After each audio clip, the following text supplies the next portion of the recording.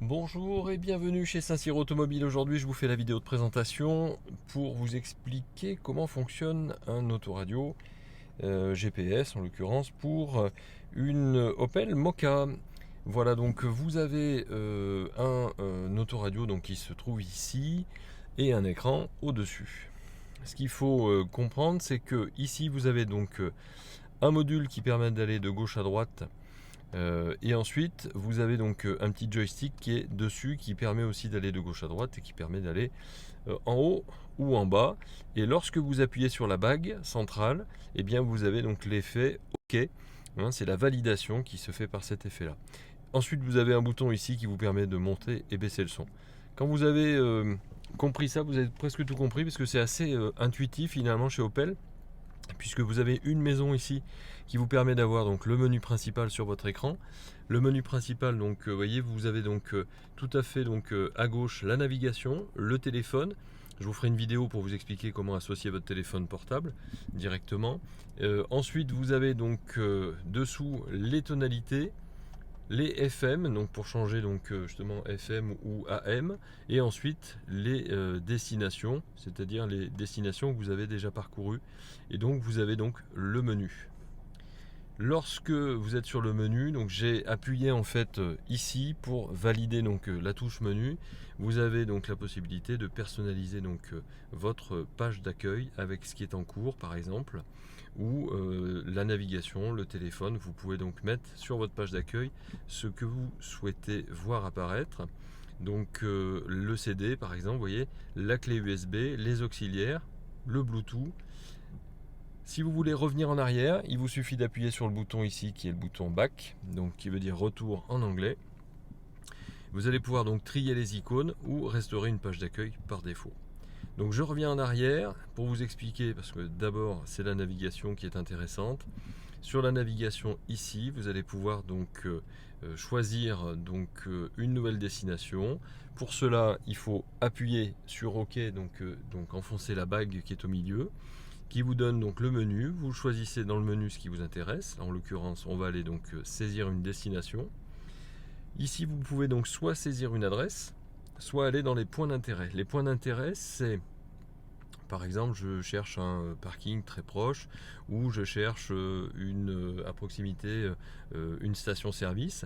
Et bien vous mettez donc à proximité, catégorie tous les points d'information, méthode de tri donc par distance, rechercher, et là donc il va vous proposer tout ce qu'il y a à côté de chez vous.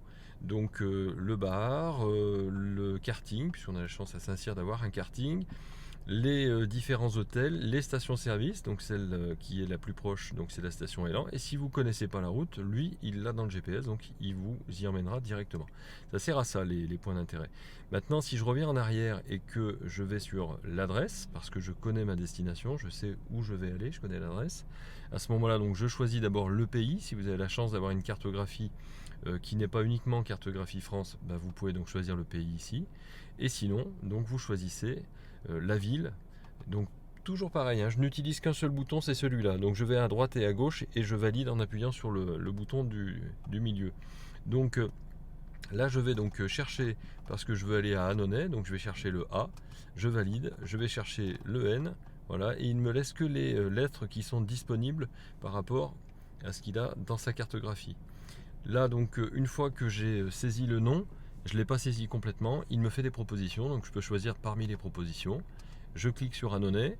Au niveau de la rue, eh bien pour aller plus vite, si je veux aller par exemple rue Pierre de Coubertin, je vais juste aller chercher donc le P, le I et le E, et comme ça il va me proposer naturellement la rue Pierre de Coubertin. Voilà, il n'y a pas besoin de la saisir en entier. Une fois que c'est fait, soit vous connaissez le numéro de la maison, soit vous connaissez le croisement, ou soit vous faites terminer et il vous emmène jusqu'à la rue et après vous débrouillez. Ensuite donc vous démarrez le guidage. Vous pouvez l'enregistrer aussi comme domicile par exemple si c'est le vôtre. Et vous pouvez choisir aussi l'option des itinéraires. Option d'itinéraire, l'alternative donc le plus court, le plus rapide, économique, éviter ou utiliser les autoroutes. Voilà, vous pouvez choisir l'itinéraire qui vous correspondra le mieux et vous démarrez le guidage. Le calcul d'itinéraire se fait. La voie va vous... Voilà, la voix va vous prévenir, effectivement. Le trajet donc est calculé. Vous avez ici le trajet, vous arrivez à 14h53, il vous reste 9,7 km à faire. Et il vous rendre sur le trajet indiqué. Et il vous demande de vous rendre effectivement sur une route, puisque pour l'instant on est à Saint-Cyr Automobile et donc on est sur notre parking qui n'est pas cartographié. Lorsque je rappuie donc sur ce bouton donc pour valider, à ce moment-là, donc vous voyez, j'ai à nouveau les menus donc itinéraire, l'indicateur de cap. On peut choisir donc un mode de carte, soit plein écran, soit carte uniquement, une séparation donc avec les virages par exemple, une séparation avec le média. Séparation avec le média, je clique dessus et ça veut dire que vous avez à la fois donc à gauche la cartographie et à droite vous avez votre autoradio avec la fonction radio.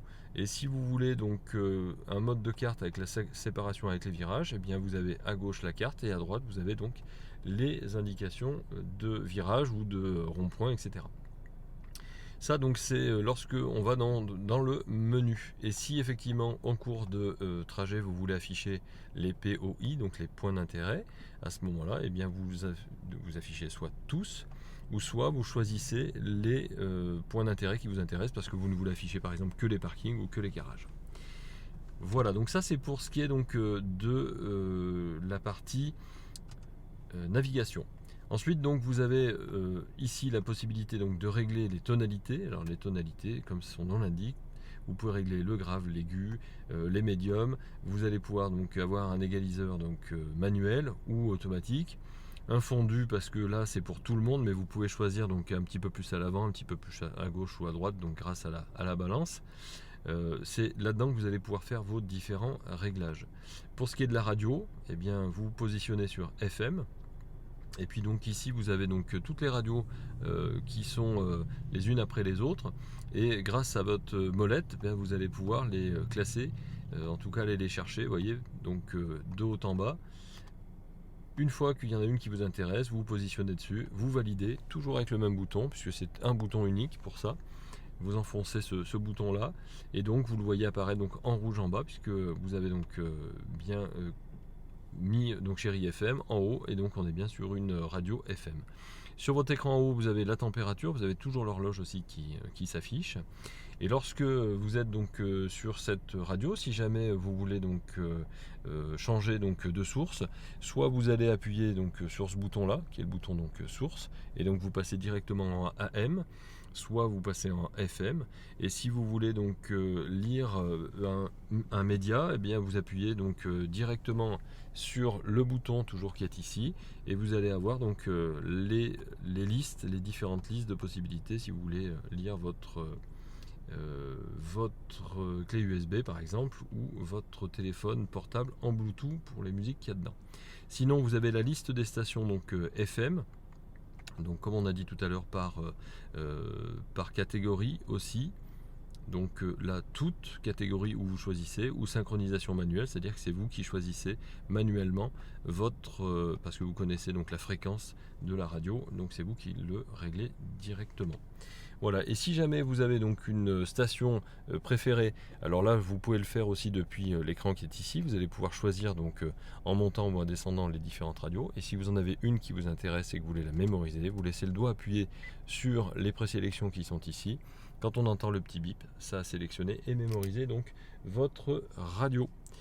Voilà, j'espère que ça vous aura été utile.